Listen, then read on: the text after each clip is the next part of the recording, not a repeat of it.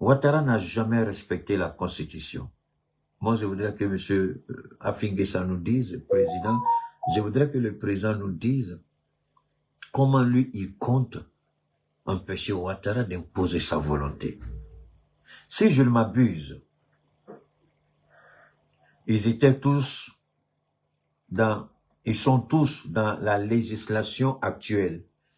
D'accord? Puisqu'il n'y a pas encore eu de changement. Bientôt, c'est les élections, je ne sais pas quand. Ils sont, le français, enfin, ils étaient où ils sont dans la législation actuelle. C'est-à-dire la législation de 2020. Qu'est-ce qui a changé? Qu'est-ce qu'ils ont pu faire? Je voudrais que mon frère et ami, Diaoufoué, me dise ce qu'ils ont pu réaliser. Qu'ils me disent, est-ce qu'ils ont pu imposer à l'Assemblée nationale, avec Adama Bitogo, de faire une enquête parlementaire sur les crimes qui se sont produits par rapport au troisième mandat d'Alassane Ouattara. Monsieur le Président Pascal Afingessa, souvent nous sommes convaincus que nous faisons des bonnes choses pour des bonnes causes. Mais le peuple a plus besoin d'action. C'est pourquoi la parole de Dieu est claire. La foi sans action est une foi vaine. Comment vous croyez que vous pouvez comment vous pensez que vous êtes fort si vous n'êtes pas mis au défi? Mais vous avez été mis au défi, Monsieur le Président Afingessa. Les Ivoiriens vous ont accordé leur confiance en 2020. Vous auriez dû tout de même vous battre au sein de l'Assemblée nationale comme l'a fait Tiemoko Assalé. Vous ne l'avez pas fait. Tiemoko Assalé a donné un exemple il n'y a pas longtemps sur le budget. Quand le ministre du budget était là-bas, et puis il a accusé 90% de maires qui étaient des voleurs et 10% seulement. Il dit tout le monde a voté, y compris tous les grands partis politiques. Il était le seul à ne pas voter. Mais Monsieur le Président Afingessa, pourquoi ce jour vous avez voté ça? La vérité commence à sortir parce que Tiemoko Assalé a commencé à parler. On ne savait pas que vous avez fait ça. Est-ce que ma voix compte en Côte d'Ivoire? Je ne crois pas. Est-ce que les Ivoiriens m'écoutent? Je ne sais pas. Est-ce que les Ivoiriens vont accepter d'écouter ce que je dis? Cela dépend d'eux. Ils ont le choix d'écouter, le choix de refuser. Mais une chose est certaine, si je prétends parler au nom de Dieu et que c'est véritablement dans le nom de Dieu que je parle, que les Ivoiriens acceptent ou pas, cela m'importe peu. Parce que quand vous parlez pour Dieu, vous annoncez ce qu'il vous a demandé de dire. Tout le monde ne sera pas d'accord, mais certains vont écouter. Maintenant, si vous écoutez que vous refusez, c'est votre problème. Alors, moi je le dis, je le répète, président Afingessa, de 2020 à 2025, moi j'aurais souhaité voir, voilà un opposant, donne-moi une seconde, je vais changer de paire de lunettes, voilà un opposant, un véritable opposant. Je prends le Julius Malemale, le gars, le Sud-Africain, le pire cauchemar d'un voleur de l'ANC. Il était au sein de l'ANC. Il a quitté l'ANC, il a créé son propre parti. C'est le seul qui prend la parole avec ses députés au sein de la législation sud-africaine. Il s'oppose au président. C'est quoi? Ramaphosa. D'abord, Zuma, il est celui qui a poussé Zuma à la porte. Alors, ce que je voudrais dire à nos politiciens en Afrique, surtout en Côte d'Ivoire, pas en Afrique, parce que l'AES n'est pas dedans. Si vous n'êtes pas en mesure de changer les choses, évitez de tenir des discours de promesses devant le peuple. Je répète, on va écouter ça d'abord.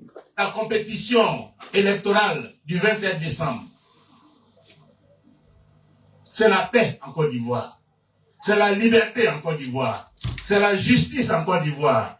C'est l'égalité en Côte d'Ivoire. C'est l'unité nationale en Côte d'Ivoire. C'est le progrès social en Côte d'Ivoire. C'est le partage équitable des richesses de ce pays en Côte d'Ivoire. Voilà l'enjeu. Et c'est pourquoi, depuis plusieurs années, nous sommes ensemble, le Front populaire ivoirien et le PDCI-RDA. Ok, merci beaucoup. Et c'est pourquoi aujourd'hui... Merci président Affi N'Guessan.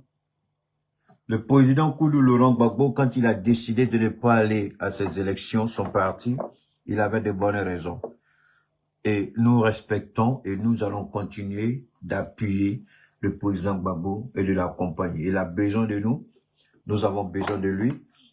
Dans la mesure que le président Gbagbo a pris ouvertement position pour l'AES, je ne saurais faire autrement que de soutenir le président Gbagbo. Et jusque-là, il est dans une dynamique qu'il faut respecter. Je reviens pour dire encore au président Affi N'Guessan, avec tout le respect que je dois à mon président, qu'est-ce que le PDC-RDA et le Front Populaire Ivoirien ont pu changer en Côte d'Ivoire? Moi, c'est la question que je pose. Depuis 2020, vous êtes à l'Assemblée nationale. Est-ce que vous avez poussé Ouattara à faire quelque chose? Je ne sais pas. Je ne sais pas. Ouattara fait ce qu'il veut. Ouattara n'écoute pas. Ouattara, il se prend pour un petit dieu, il se prend pour un petit seigneur. Ouattara se prend pour un roi. Il n'a pas sa parole faire office de roi. Mais vous, vous avez la possibilité en tant que député pour porter plainte contre les agissements de certains officiers au sein de l'appareil sécuritaire en Côte d'Ivoire, c'est-à-dire la police, les enlèvements des encagoulés. Est-ce que vous avez eu le courage d'interpeller le directeur du renseignement, c'est-à-dire le responsable de la DST? Moi, je vous ai dit, je ne fais pas la politique, mais je ne crois pas que quelqu'un soit en politique plus équipé que moi, plus aguerri que moi, plus informé que moi, plus outillé que moi. Tu es plus outillé que moi, tu vas en enfer. Ça n'existe pas. Politiquement parlant, je veux dire. Que les députés PDCI et Front Populaire nous sortent des documents où ils ont voulu porter plainte contre les agissements des encagoulés. Pourquoi le directeur de la police nationale n'a jamais été cuisiné par les députés? Pourquoi le commandant supérieur de la gendarmerie se croit supérieur même aux députés? Le seul député en Côte d'Ivoire qui parle au pouvoir et après on l'appelle, on le menace, c'est Assalé. PDCI, on ne vous a pas vu. PDCI, on ne vous a pas vu. Front Populaire, on ne vous a pas vu. C'est Assalé seul qui est garçon devant Ouattara. Mais vous tous, vous parlez. Aujourd'hui, je reconnais la force de mon grand frère Pascal Affi N'Guessan. Je le respecte pour ça. Mais je pense que mon grand frère est venu un peu en retard. Mais comme on dit, mieux vaut tard que jamais, je pense que peut-être cette fois-ci, s'il a la chance, peut-être qu'il pourra faire changer les choses. Mais je voudrais dire au PDC-RDA, je voudrais dire au Front Populaire Ivoirien, si vous n'avez pas les trames de Assalé, arrêtez de parler beaucoup, de faire trop de bruit. Vous allez être humilié. Ouattara, je vais vous dire ce que Ouattara prépare contre la Côte d'Ivoire. Ouattara n'est pas prêt. Ouattara, c'est une chose. Timoko Assalé, non, Meïté, c'est Meïlé, ouais. Timoko Meïlé, je crois. Je ne sais plus s'il sera vice-président, il va changer, les choses vont changer. Ce que j'avais annoncé de photocopie, depuis 2020, non pas 2020, non, depuis 2015. Est-ce que c'est 2015? Oui, c'est ça, oui. Attendez, Ouattara a pris le pouvoir en 2010, c'est ça, 2011, avec les armes, il a pris le pouvoir. En 2015, il y a eu élection 5 ans, en 2015 et puis 2020, voilà. Donc, 2020, normalement, Ouattara devait passer c'est là, j'ai dit que Ouattara ne quittera pas le pouvoir. Et que l'Assemblée nationale, c'est Bitogo qui devrait être président de l'Assemblée nationale après le départ de Sorobium. Mais ils ont fait tout pour amener Amadou Soumaoro au cimetière qui est décédé. Et finalement, ce que j'avais prédit est arrivé. Bitogo est devenu président de l'Assemblée nationale. J'ai dit Bitogo avait un rôle. C'était de propulser politiquement Téné-Brahima devant la scène. Et quand Bitogo est arrivé au pouvoir, il est devenu gourmand. Il a tellement volé que l'État a fermé pratiquement tous les robinets financiers d'Adama Bitogo. Aujourd'hui, quand vous regardez Bitogo, je ne sais pas si je suis pas dans le secret des bois, mais je crois qu'il fait une dépression, Adama Bitogo, aujourd'hui. Non. Quand on lui fait une dépression, là, ça n'est pas, vous vous enfermez dans votre maison. Non, non, non. Il sort, il parle, il n'a pas le choix. Il va aller faire campagne, il n'a pas le choix. Madame Bitogo est dans une dépression. Quelqu'un qui pataugeait dans les milliards. On le voyait comment il était. Jusqu'à Chris Yapi l'avait surnommé Bochoman. Il était joufflu, il était... Mais regardez Bitogo aujourd'hui, le costume qui le plaquait hier, quand il porte ce costume aujourd'hui, il flotte dedans. Ils ont tout fermé. Les Ouattara ont tout saisi. Donc, il n'a plus le choix. C'est lui qui devait propulser. Et Ouattara a encore besoin de lui pour propulser Ténébrema. Bakongo ne peut pas le faire. Touré Mamadou ne peut pas le faire. Parce que il y a déjà la guerre des clans au sein du RHDP. Ça, c'est un premier point. Ténébrema n'est pas aimé au sein du RHDP. Et Ouattara le sait. Mais il a besoin de Ténébrema pour assurer la continuité du vol des deniers publics et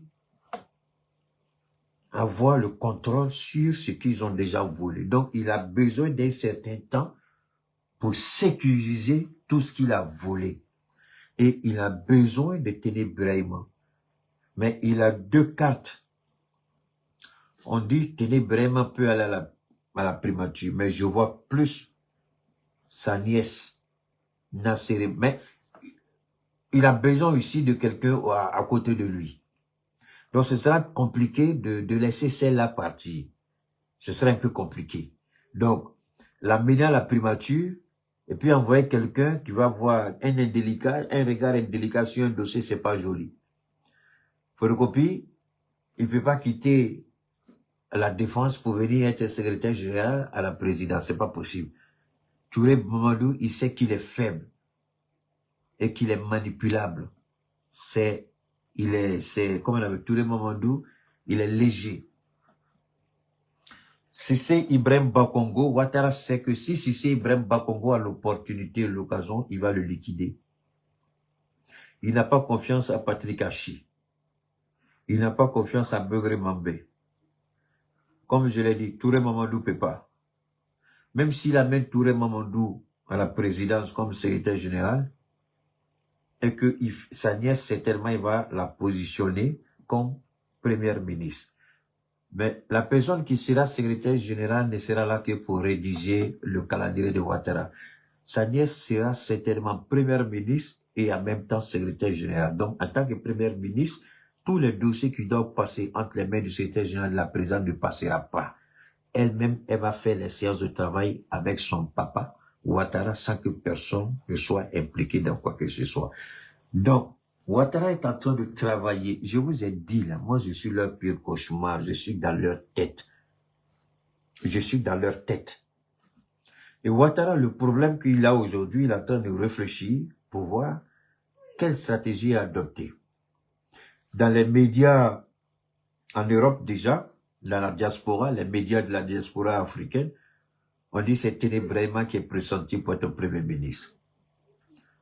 Moi, j'avais toujours dit, mais attention, ils disent Premier ministre pour le préparer à prendre le pouvoir. Donc, la finalité, ce que j'ai toujours dit, le pouvoir, donc ce sera ça. Donc, Ténébrema, il faut le préparer en passant par la primature. À la primature, il sera outillé, il sera formé et il comprendra mieux les enjeux. Donc, le véritable Premier ministre que la Côte d'Ivoire n'ait jamais connu, après Soroguium, ce sera certainement Ténébrema. Tous les autres n'étaient que des premiers ministres de papier. Parce que c'est Amadou Gon Coulibaly qui était véritablement et le secrétaire général de la présidence et le premier ministre. Donc quand la petite était là, en tant que responsable de la communication, elle a appris avec Gon, elle a traité des dossiers sensibles avec son papa. Donc elle est formée à cet effet. Ce que je voudrais dire simplement, Ouattara a encore besoin d'Adama Bitogo pour assurer à Ténébrema la prise du pouvoir. Le seul, c'est pas Kadia Kamara qui peut être sa grande gueule, elle peut pas. Le RHDP aujourd'hui est une arène pourrie, où il y a des prédateurs. Et ce sont des carnivores. La bataille sera féroce et du sang va couler entre eux. Les sorcelleries ténébrement ne se fera pas prier pour liquider physiquement ou mystiquement tous ceux qui vont essayer de faire de l'ombrage. Mais pour faire la chose politiquement correcte et politiquement jolie, ils auront besoin d'Adama Bitogo. C'est pas Cissé Ibrahim Bakongo. Cissé, le seul qui n'a pas nié Ouattara publiquement, c'est Adama Bitogo. Bakongo, sa prise de parole a humilié Ouattara. C'est le même qui est venu encore dire que Ouattara, on est mouton pian, mais Ouattara sait, puisqu'il a des informations sur Bakongo. Il sait que tout ce que Bakongo fait, c'est par rapport à ses intérêts. Bakongo n'est pas prêt à aller au charbon. Même s'il va au charbon, il n'ira pas comme il se doit. Et il y a de fortes chances que son fils a du terrain prenne un coup. Kadia Kamara, elle peut pas. On lui a donné le ministère des Affaires étrangères, elle a échoué. Il était obligé de recruter quelqu'un encore qu'on appelait vice-ministre des Affaires étrangères pour aider Kadia Kamara. Et d'ailleurs, c'est moi-même, c'est moi, votre serviteur, c'est moi qui ai empoisonné le ministère de Kadia Kamara. Le gros dossier que Ouattara lui avait donné, c'était de faire revenir le Mali au port d'Abidjan. Et c'est moi qui ai empoisonné ce dossier. J'ai dit le Mali ne retournera pas. J'ai fait des sorties là-dessus et j'ai interpellé notre ministre des Affaires étrangères, Abdoulaye Diop. J'ai dit, si tu vas et qu'il y a des erreurs dedans, le peuple te tiendra responsable. Donc quand Kadia a échoué là-bas, parce que le Mali n'a jamais répondu favorablement à l'appel de Ouattara, donc Kadia Kamara a été débarqué intelligemment. On l'a placé comme président du Sénat. Parce que c'est là où Ouattara voulait voir sa capacité de négociation. Et c'était le Mali. Et c'est moi qui ai fait échouer ça. Oui. Celui qui a fait échouer le mandat. C'est pas un mandat. Kadia Kamara, ministre des Affaires étrangères. C'est moi. Allez-y. Quelqu'un n'a qu'à sortir pour dire celui-ci, les garçons. Et puis il n'a qu'à porter les preuves. Moi, je vous donne preuve ici. Allez-y vous informer. Allez-y demander. Vous avez des gens que vous connaissez au ministère des Affaires étrangères. Posez des questions. Il y a des familles là, dans l'entourage de Ouattara où mon nom est maudit. Tu ne peux pas prononcer devant des gens. Je ne suis pas populaire, mais malheureusement, je suis détesté plus que Alors, donc, est-ce que Pascal Afin Guessan est prêt à aller au charbon? Il ne faut pas demander aux Ivoiriens de vous accorder leur suffrage, leur confiance, quand vous n'êtes pas en mesure de retourner la confiance, la réciprocité. Ils vous ont donné, c'est le même discours que vous avez tenu en 2020. Ils vous ont élus. Il n'y a jamais eu d'enquête parlementaire sur les assassinats. Jamais sur les violences, jamais. Le fait même de tenter aurait pu au moins donner de l'espoir aux Ivoiriens. Vous n'avez rien tenté.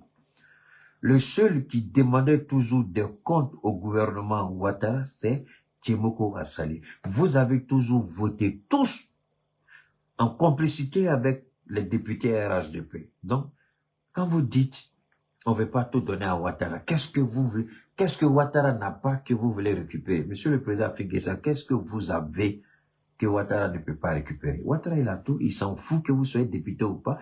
Bredoumi, en violation de toutes les règles élémentaires à la matière, Bredoumi a été jeté en prison, député de la nation.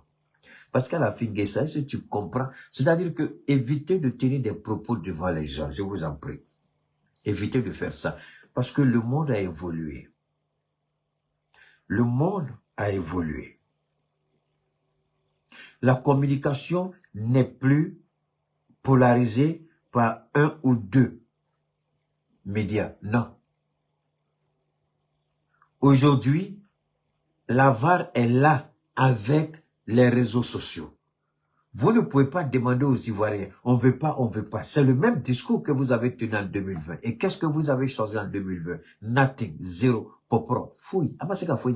Alors dites-moi, qu'est-ce que vous pouvez retirer entre les mains de Ouattara? Ouattara est un tyran, un criminel, un assassin, un voleur impitoyable. Qu'est-ce que vous allez retirer de la main de Ouattara? Est-ce que vous avez été capable même d'interpeller le procureur afin qu'il respecte la procédure pénale en matière de la Constitution? Jamais vous n'avez interpellé le procureur devant l'Assemblée nationale. Jamais vous n'avez interpellé le directeur général de la police. Jamais vous n'avez interpellé le commandant supérieur de la gendarmerie. Dites-moi, quel pouvoir vous avez à Finguessa? Quel pouvoir vous prétendez avoir en face de Ouattara? On ne veut pas tout lui donner. Qu'est-ce que vous avez? Vous n'avez rien. Zéro. Vous n'avez rien. Ivoirien, je ne sais pas si vous allez tous avoir l'opportunité de m'écouter. S'il y a un seul candidat pour qui je vais vous demander d'aller voter, malgré mon président Gbagbo, c'est Tshimoko Assalé. Je demande aux Ivoiriens, votez pour Tshimoko Assalé et tous les candidats de Tshimoko Assalé. Le PDCI RDA d'aujourd'hui de Tidjane Thiam, c'est un PDCI RDA fini. Ils n'ont aucun pouvoir. Ils n'ont rien. C'est des lâches. On a vu les excuses pitons. J'attendais. À l'Assemblée nationale, on les a vu parler. C'est pas fini. Attendez. Non. Voilà un autre gars du PDC-RDA. Hey, voilà un autre gars du PDC-RDA. PDC là, mais vous êtes la honte. On va écouter celui-là d'abord. On va écouter Sidiki d'abord. Écoutons Sidiki. Devant Dieu, devant les hommes. J'ai été plusieurs fois à la Mecque. J'ai fait plusieurs Umrah. Je n'ai pas encore reçu un appel de mon parti. Ni avant, ni pendant, ni après. Aucune explication. On m'a dit tout simplement, je ne peux pas être retenu, un point est prêt. Pourquoi? C'est pour ça que quand je vois des jeunes se promener ici, qui veulent expliquer ce qui n'est pas expliqué, par ceux-là même qui doivent expliquer, de dire mais quel est leur objectif? Toi, tu n'étais pas une réunion. Sidiki. Tu n'es même pas proche de... Sidiki, ça c'est le prix de la trahison. Tu as trahi Sorogio. Sidiki Konaté, tu as trahi Sorogio. Ok, on va écouter. Alors, voilà ce petit-là aussi, du PDC-RDA. Alors, vous savez, voilà, ça c'est un petit. Ouais, je sais pas, c'est tellement que vous avez vu sa vidéo, je vais pas vous faire passer parce que ça n'en vaut pas la peine. Voilà, des petits idiots. Tu as demandé pardon à Ouattara. Il y a un fali idiot que tu es là. Avant d'insulter Ouattara, tu n'as pas réfléchi pourquoi. La politique, c'est la conviction. Tout à l'heure, je vous ai dit, si vous n'avez pas le charisme, quand je vous parlais de ma vie aux États-Unis, celui qui a tourné le dos aux opportunités, si vous n'avez pas la conviction, vous n'avez pas la détermination, vous n'avez pas ce qu'il faut pour prendre certaines décisions, ne vous avisez jamais à prendre ces décisions parce que vous allez les regretter. J'ai pris beaucoup de décisions dans ma petite vie. Je peux compter au bout du doigt les décisions que j'ai regrettées. Pratiquement. Parce que j'assume toujours tout. Même dans l'adversité, dans les difficultés, j'assume. Le fait de prendre des décisions courageuses implique qu'il y aura forcément,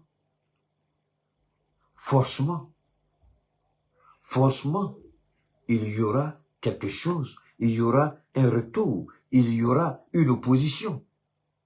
Est-ce que vous êtes prêts? Voilà des petits là, ils sont nés plat, vilain garçon, ils sortent d'un pas dans Ouattara. Et c'était Sidiki Konaté et quelque chose comme ça, les d'un pas dans.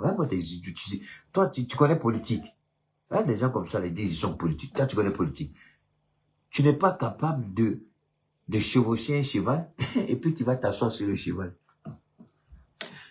Toi, ta petite go, elle est claire, elle est mince, on dirait Brady de Ballon, on dirait Sarah Messan. Et puis c'est Edoxy Yao, toi tu veux chez vous. Tu es fou bien quoi. Sarah Messan, on dirait Brady de Ballet là. Tu as laissé ça et puis c'est Edoxy Yao, tu veux. Tu es fou.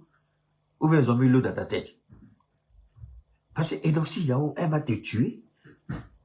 Tu regardes son poids avec ce que vous connaissez là, elle va te tuer. Ah, si tu avais ta petite Sarah Messa là, il faut rester là-bas. Maintenant, tu t'en prends et donc, si tu allais à ça où? Il y a des idiots comme ça. Vous ne connaissez pas politique, vous levez politique, après vous sautez à vos sales gueules. Est-ce que Ouattara écoute quelqu'un comme ça? Toi, tu as quelle valeur devant Ouattara? Toi, tu vaux quoi devant Ouattara? Même si j'insulte tout le Mamadou, le PD là-bas, il est 1000 fois mieux que toi, aller et tout. Au moins, eux, ils assument. Des gens sans conviction, ils font la politique. C'est quel genre de politique vous faites? Vous n'avez pas de conviction, vous faites la politique et c'est vous qui pleurez après. Alors, eux, ils comprennent la politique en termes de matériel. Mais la politique, là, c'est un service public que vous rendez. Et vous n'attendez rien en retour. C'est pourquoi Gbagbo a dit, tu veux avoir l'argent, tu veux être milliardaire, il faut être homme d'affaires, tu ne peux pas être politicien. Mais voilà des idiots qui croient que politique, là, tu as mené, puis une fois que c'est serré net, c'est fini, ils pètent la route, ils pètent la pipi, ils vont sauter les sales gueules sur les réseaux, là, pour essayer d'induire les gens. Et il y a un fallu comme ça, et puis les gens vont l'écouter. Je ne ferai même pas passer sa sale voix dans mon dans mon direct. Je vous ai juste mis son visage idiot, là, pour que vous puissiez voir qui il est. Mais on ne fait pas ça. Vous n'êtes pas garçon. C'est la même chose avec celui-là. C'est qui?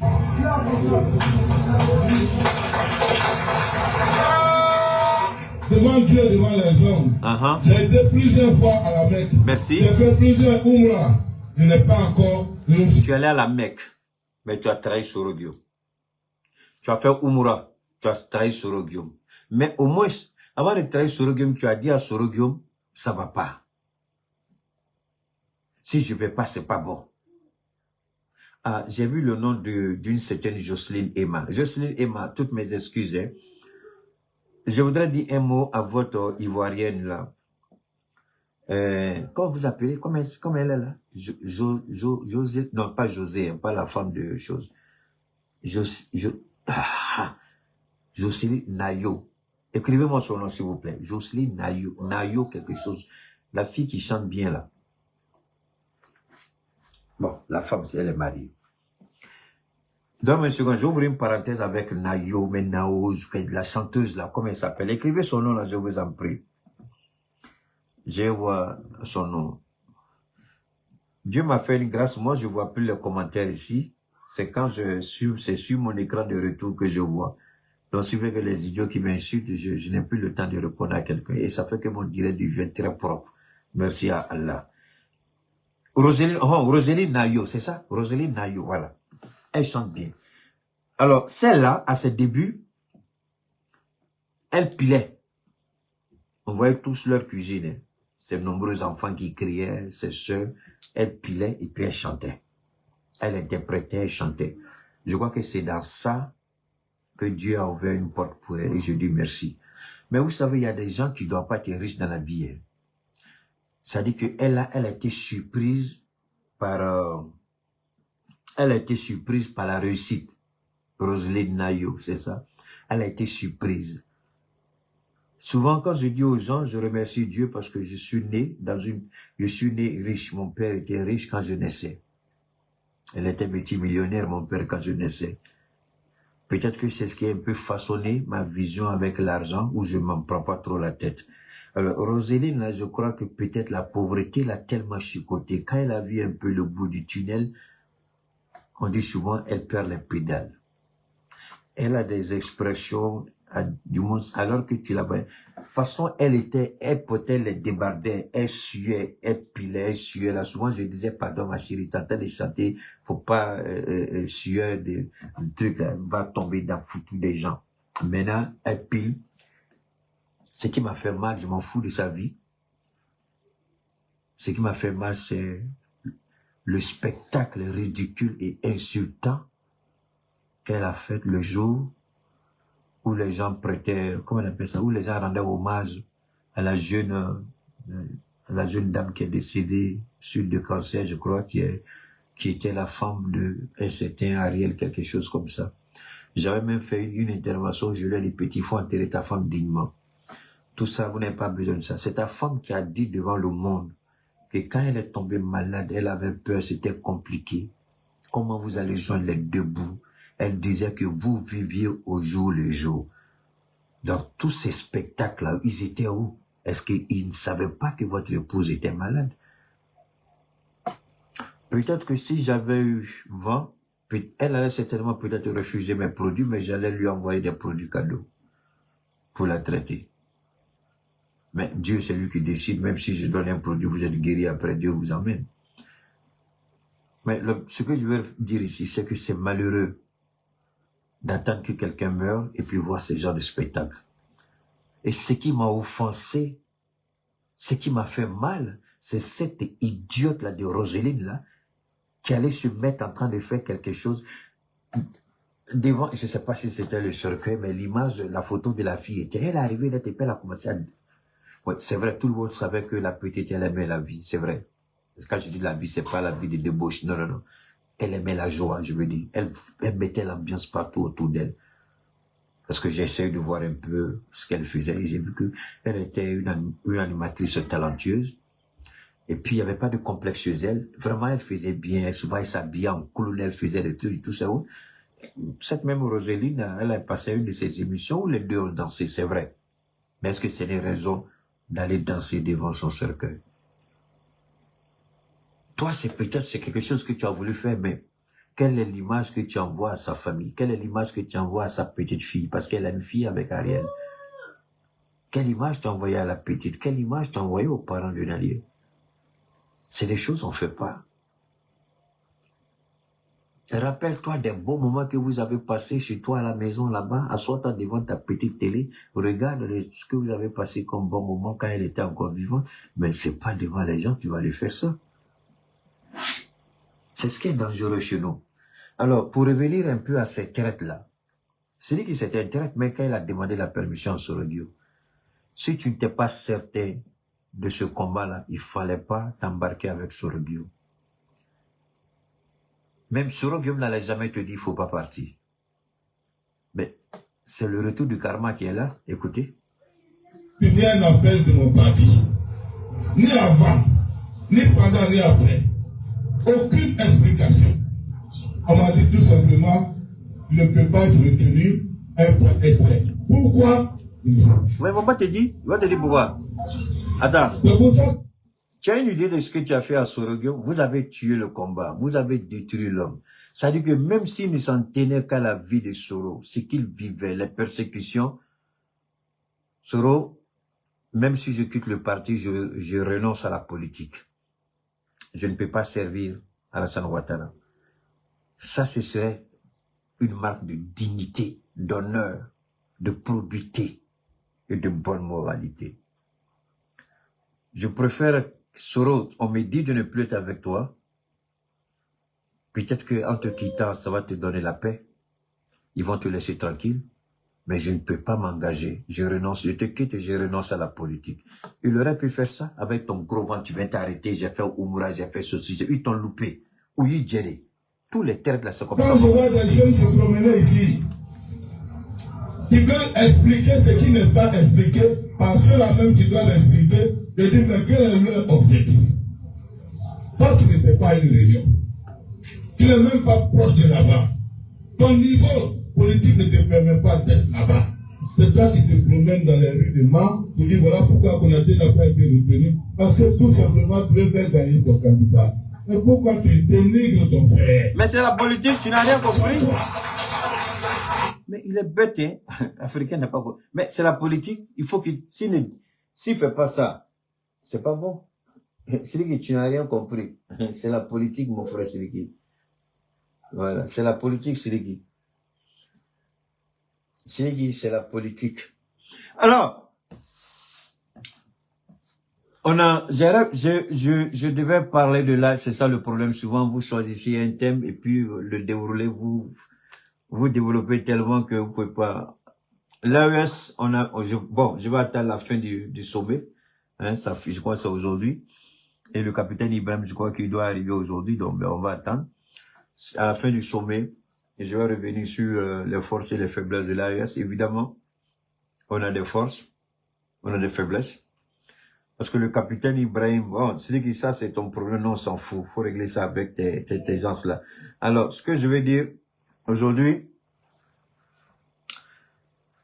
le capitaine Ibrahim aujourd'hui, les caisses de l'État du Burkina sont remplies. Et c'est ce qui tue l'Hexagone. C'est ça qui tue l'impérialisme. Il a compris et aujourd'hui, il a placé l'État au centre. Mais avant de faire ça, le capitaine avait prévenu. Il a transformé une faiblesse de l'investissement au Burkina. Il a transformé cette faiblesse en force pour le Burkina. Les banques refusaient, puisque la plupart de toutes les banques, et ça, c'est une décision que les présidents de l'AES devaient vraiment s'inspirer beaucoup de ce que le capitaine est en train de faire au Burkina. Il a décidé désormais, une société qui dépasse, je crois, c'est 3 milliards ou bien 4 milliards de chiffre d'affaires, le siège, il faut forcément créer un siège au Burkina. Donc les décisions ne seront plus prises ailleurs, mais au Burkina.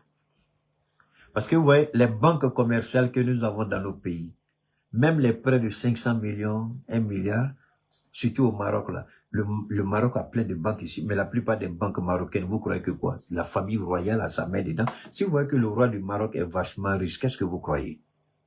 Il est impliqué dans beaucoup de choses. La royauté est impliquée dans beaucoup de choses, dans beaucoup de projets, dans beaucoup d'investissements. Donc, alors, Ibrahim, les banques refusent, puisqu'il faut aller discuter au Maroc, il faut aller discuter en France, il faut aller discuter dans tel ou tel pays, avant d'accorder le prêt. Il a dit plus. Au Burkina, il a dit aux banquiers, aidez ceux qui viennent chercher l'investissement. Les banquiers ont refusé. Il dit, nous allons agir. Les gens pensaient qu'il allait venir sortir des trucs là pour les bousculer, faire des bêtises. Non, il n'a rien dit. Il ne s'est pas fâché. Il a pris son temps. Il a demandé à son ministre de commencer à réfléchir. Ils ont répertorié toutes les entreprises qui ont été bloquées par les banques. Parce que ça aussi, quand vous n'avez pas le siège dans votre pays et que l'impérialisme veut vous attaquer, ça c'est une des faiblesses de l'AES. Il faut remédier à ça rapidement. Et le Burkina l'a très bien réussi. Donc, on va discuter dans le conseil d'administration qui ne sont même pas au courant de votre réalité et on vous refuse le prêt. Donc, ils ont refusé le prêt pratiquement à tout le monde au Burkina. L'objectif, c'était de paralyser l'économie du Burkina. Le capitaine n'a rien dit. Qu'est-ce qu'il a fait? Il est sorti dans le dos des banquiers. Et l'État du Burkina est devenu actionnaire dans toutes les entreprises où les banques ont refusé de faire des prêts. Mais qui perd? Ce sont les banques qui perdent. Parce que personne désormais ne veut aller. Et ce n'est pas tout. Il a créé une banque nationale qui désormais finance tout. Donc, les gens ne vont que déposer leur argent dans les banques. Ils font plus de prêts. Alors, quand l'État devient actionnaire 25%, 50%, 60%, 70%, 80%, 30%, 15%, 10%, mais une fois qu'il y a des bénéfices qui sont réalisés, la part de l'État est reversée dans les comptes de l'État. Donc, l'État gagne l'argent. Sans port, le Burkina est riche. Sans façade maritime, le Burkina est riche. Non seulement le Burkina devient riche, ça c'est eux, il y a la création d'emplois. Donc, le Burkina ne va plus prendre crédit pour construire. Quand vous regardez aujourd'hui, comment on appelle l'attractivité économique du Burkina, quand vous regardez, j'ai une expression, aujourd'hui le Burkina est de loin devant la Côte d'Ivoire. La Côte d'Ivoire, c'est l'État qui va prendre crédit pour venir faire les choses. Au Burkina, l'État ne va pas prendre crédit. L'argent est déjà sur place. Donc, l'État regarde à combien de niveaux, à quel pourcentage l'État peut intervenir. Et puis, tout ceci c'est fait. Et puis, tu ne peux pas prendre un euro dedans, sinon tu as régressé. Donc, ça marche bien et le gouvernement a l'argent à flot. Ça, l'exemple du Burkina peut être enseigné dans les universités. Ça n'a rien à voir avec Houphouët. Houphouët, c'était ce qu'on lui avait proposé. Mais en même temps, Houphouët prenait crédit, alors que le Burkina, c'est pas ça. J'ai regardé récemment le Burkina. La dette intérieure du Burkina, c'est pratiquement zéro. Ils ont payé tout. Mais seulement, aujourd'hui, là, pour dire arriéré 2 mois, 3 mois, ça n'existe pas au Burkina. Évidemment, il y a des fournisseurs de l'État. L'État, ce n'est pas quand vous donnez, il y a la procédure de paiement. C'est ça qui fait que ça devient dette. Si on peut payer sur place, là, on va payer. Mais si tu fais sur place aussi, les gens vont voler. Donc, ça suit le circuit normal et puis les gens sont payés. Mais toutes les dettes qui étaient là, quand Ibrahim venait au pouvoir, il a tout payé. Il n'y a pas 5 francs qu'il doit à quelqu'un. Mais regardez, et puis regardez, les autoroutes là, dont il a parlé, je vais faire écouter. Ça aussi, c'est une force qui était une faiblesse de l'AES, c'est le manque de routes. Mais le capitaine a dit quoi? Il y a, je ne sais pas c'est combien de kilomètres là, je ne sais pas, ça fait à peu près 250 milliards, je crois. C'est sur fonds propres. Aucun pays, aucune banque n'a son argent dedans. C'est 100% Burkina.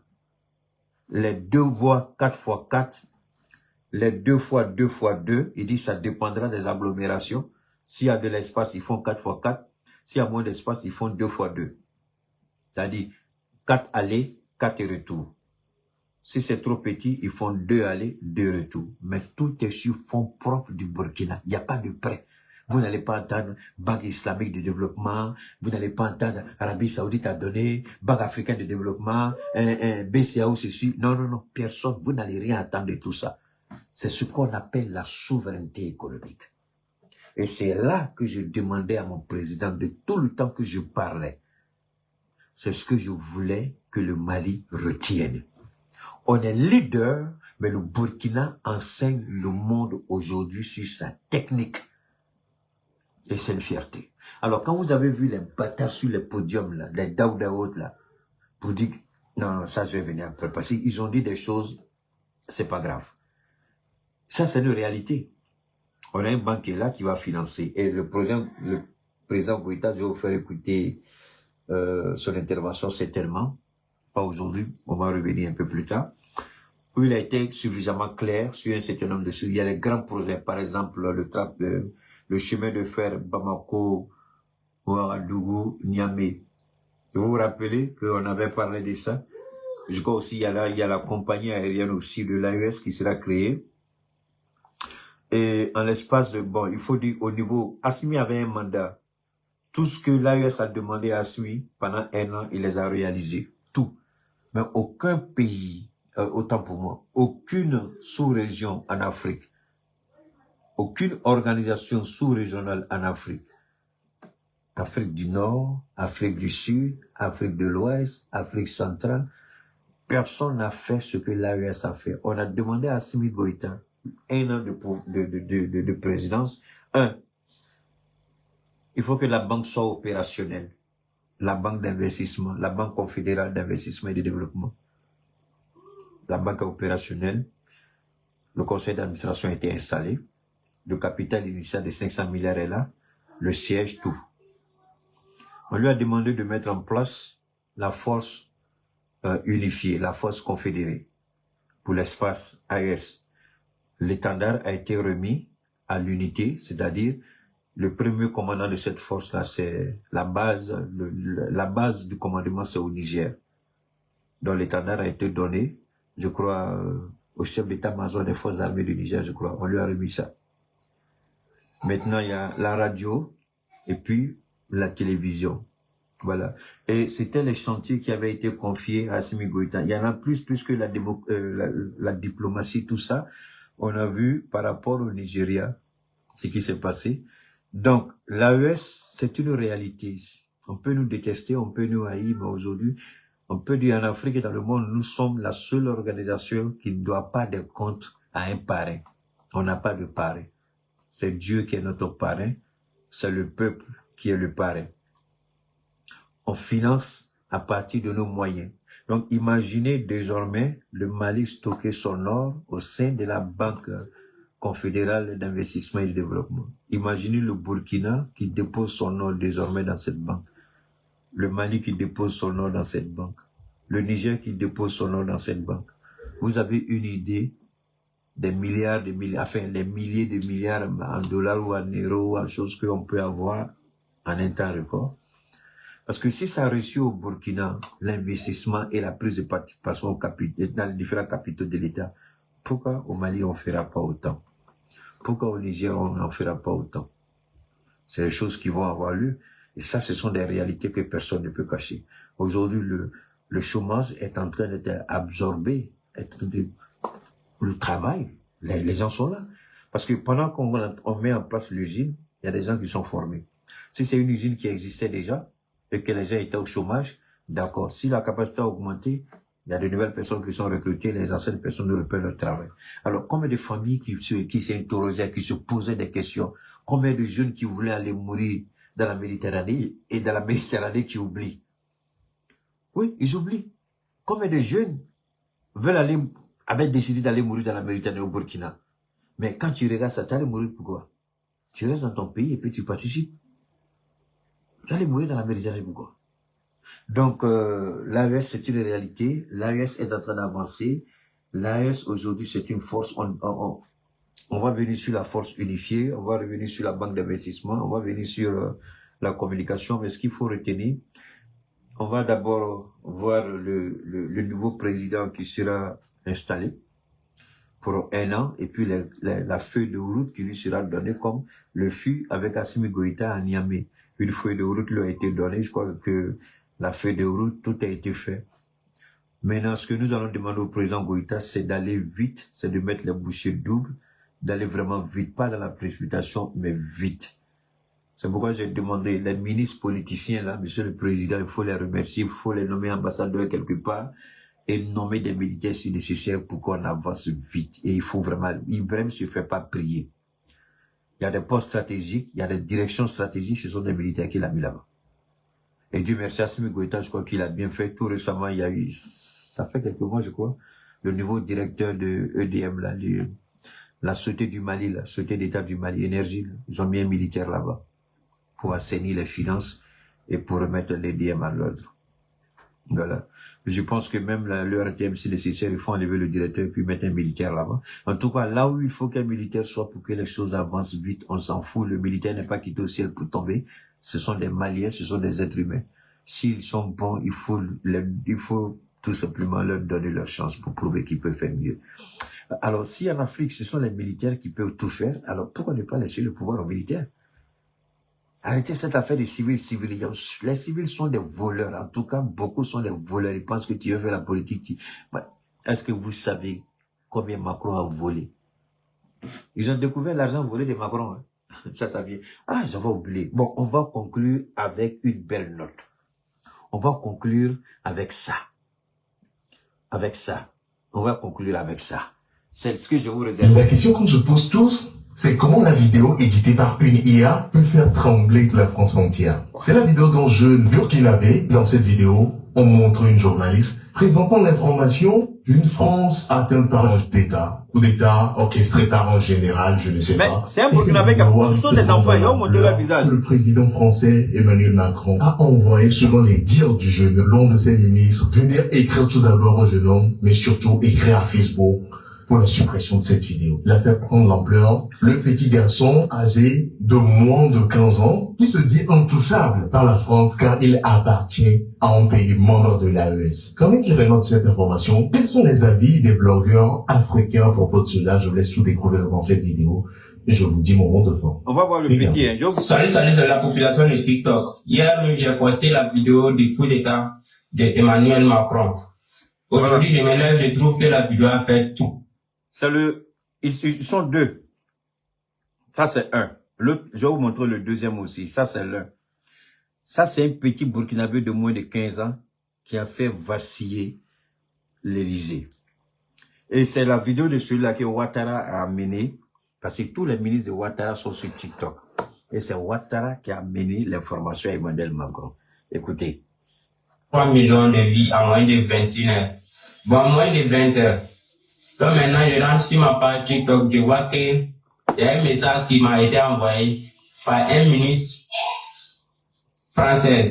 Mais son compte est certifié, mais je ne vais pas dire son nom d'abord. Son compte est certifié. Il dit que ça, je lui ai répondu. Il m'a dit que j'ai vu votre vidéo que vous avez postée, que non, que le coup d'État en France. Je vois que les premiers enfants avaient fait, il a trouvé 12 millions de vies. On lui a forcé, il a supprimé parce que nous ne sommes pas là pour qu'on a mis avec nous sur les réseaux. Moi, j'ai dit, ok, mais actuellement, moi, c'est un pays de l'AS, tu ne peux rien contre moi. Il y a tout un message dans mon téléphone. Il a dit, moi, il lui a dit ça, il a dit que Oh, ok, mais je vais que tu supprimes la vidéo, sinon, oui, donc quand il a mis sinon, moi, lui a envoyé le message, j'ai mis AES, vive l'AS. Donc maintenant, il m'a plus parlé encore. Emmanuel Macron, je sais que c'est ça vient de toi. C'est toi qui lui as donné l'ordre de venir me déranger. Nous sommes de l'AS. Cette vidéo-là, si vous voulez que cette vidéo soit supprimée, sauf si TikTok est supprimé. Voilà, sauf si TikTok est supprimé. Sinon, cette vidéo-là, ça ne supprime pas. Ça fait 3 millions de vues, mais je sais, avant que cette journée termine, ça va faire les 5 millions de vues. Vous allez lire l'heure. Voilà. Vous allez lire l'heure. Parce qu'on n'est pas là pour s'amuser avec l'AS, quoi. L'AS, bon. Les 3 pays d'AS, ce sont les 3 pays. Ça, ce sont les enfants qui ont manipulé l'intelligence artificielle pour créer. Donc, imaginez ce que nos enfants peuvent faire. Les gens sous-estiment. On se limite à l'effet 3 millions Macron. Il faut aller au-delà. C'est pourquoi je vous dis toujours, quand vous venez sur Keïta, vous apprenez quelque chose. Quand vous regardez une situation, ne vous limitez pas seulement à ce que les gens disent. Qu'est-ce que vous en tirez? Et quand j'ai regardé ça, j'ai dit, il faut que je partage avec vous. 2, j'ai dit, c'est une fierté.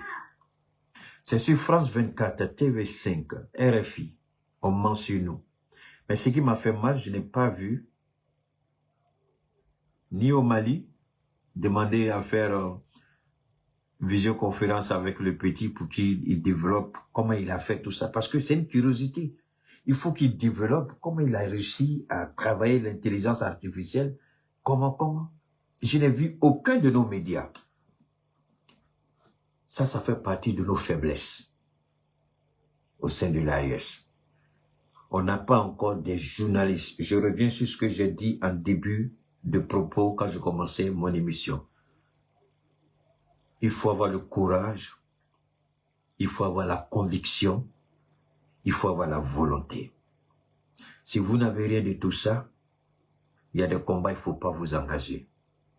Et moi, quand je vois que certains de nos journalistes ne s'engagent pas dans certains combats, je comprends tout de suite. Ils n'ont pas ce qu'il faut pour faire ce combat.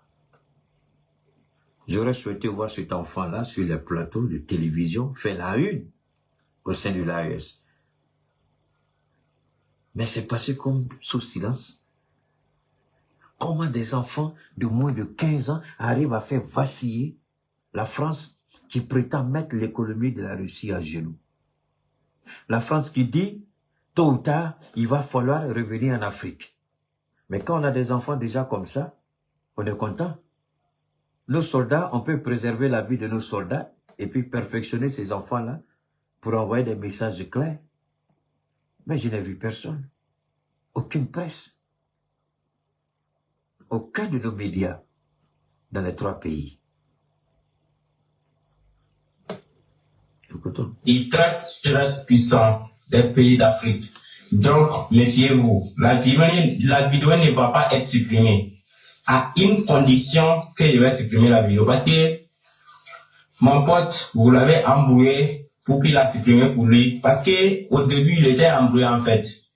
Mais moi ici, comme vous l'avez embrouillé, il a supprimé pour lui. Donc maintenant, directement, moi, j'ai trouvé raison que si moi, je poste pour moi, ça fait des vies. Si vous venez directement, je vais refuser. Parce que moi, c'est un pays d'AS, pays des hommes intègres. Vous ne pouvez rien contre moi.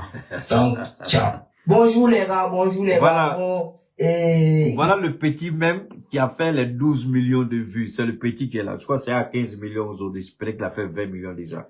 Voilà, c'est le petit là. Beaucoup de gens m'ont contacté, ils m'ont demandé pourquoi je supprimais la vidéo. Regardez, même si c'était vous allez supprimer la page. Parce que, au début, ils m'ont fait peur, au fait. J'ai publié la vidéo le lendemain, non. Le lendemain, quand je suis arrivé, j'ai vu que, mais quelqu'un qui est venu me montrer que, j'ai vu une vidéo sur Facebook disant que non, il y a un coup d'État en France. J'ai dit peut-être c'est ma vidéo. Quand je suis rentré sur ma page, j'ai vu la vidéo a fait 12 millions de vues. Et en même temps, vers les 11 heures, les gens, des journalistes français, ils m'appellent, tout ça. Vous me contactez quoi? En fait, ils sont là parmi, demander pourquoi. Alors, vous voyez, des journalistes français l'ont contacté. Mais pas des journalistes de l'AES. Et alors, Cheikh Oumar Keïta, moi je le dis, Haïssez-moi, détestez-moi, je rends toute la gloire à Dieu et je remercie Dieu pour avoir eu comme mère Mariam Diallo et comme père Gaussou Keïta. Ces deux m'ont tout donné par la grâce de Dieu. La détermination, l'engagement, la conviction, l'amour du pays. Ça me fend le cœur quand un enfant, moins de 15 ans, crée la psychose dans le monde politique à l'international. Il est même contacté par des journalistes français. Et nous, à l'AES, zéro. Fouille, poporo. Mais qu'est-ce qu'on a fait pour avoir des journalistes comme ça? Qu'est-ce qui ne marche pas chez les gens? Quel est leur problème? Est-ce que ici, là, on vous a dit de faire à talakou de quelqu'un? Mais pourtant, le petit a été contacté parce qu'ils ont vu la menace et les journalistes l'ont contacté. Mais nous, que font nos journalistes? Dieu seul sait. Continuons. C'est pourquoi j'ai peur. Beaucoup d'argent a été investi. Et moi, je souhaite que les présidents, là, ils appellent ceux qui vont travailler là-bas. Là, et puis, en même temps, ils disent, hey, si tu peux pas, il faut laisser. Si tu as peur, il faut laisser. Et il ne suffit pas de venir montrer gros diplôme pour dire je peux. Itissé à toi. Parce que même AES, là, ça dit que moi-même, j'ai été beaucoup patient avec ORTM. Wallahi, billahi, si l'AES, là, leur télévision, là, si ils passent à côté, là, et ils ne me verront pas venir. Je vais venir avec 1000 chevaux. 600 km/h. Quand je passe, tout ce qu'ils voient, c'est le vent. Le vent, même temps, s'enlever. Et puis, s'arrête là, c'est Tchakoto, ils voient. Parce que je ne vais pas louper quelqu'un. Vous ne pouvez pas laisser. On ne vous a pas forcé. Vous voulez travailler, soyez à la hauteur. Vous n'êtes pas à la hauteur, faut subhanallah, que Dieu vous vienne en aide.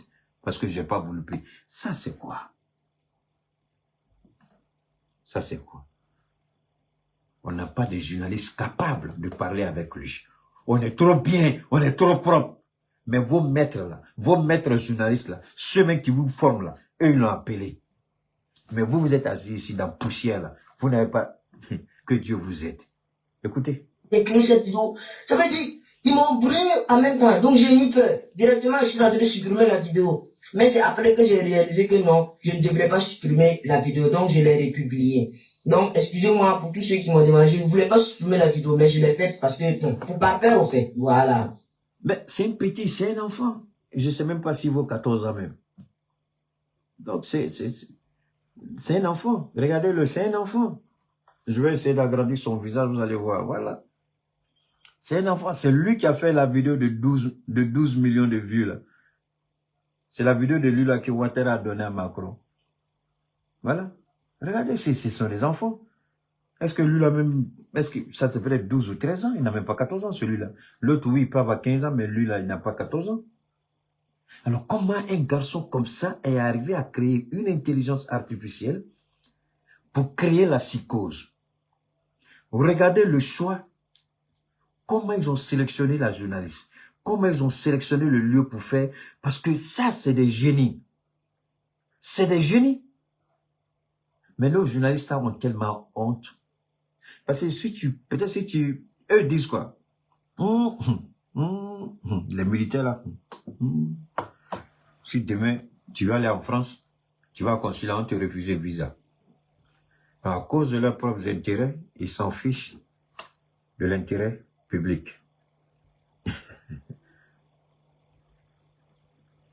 Parce que tu reçois quelqu'un comme ça, on dit, oh, on te refuse le visa.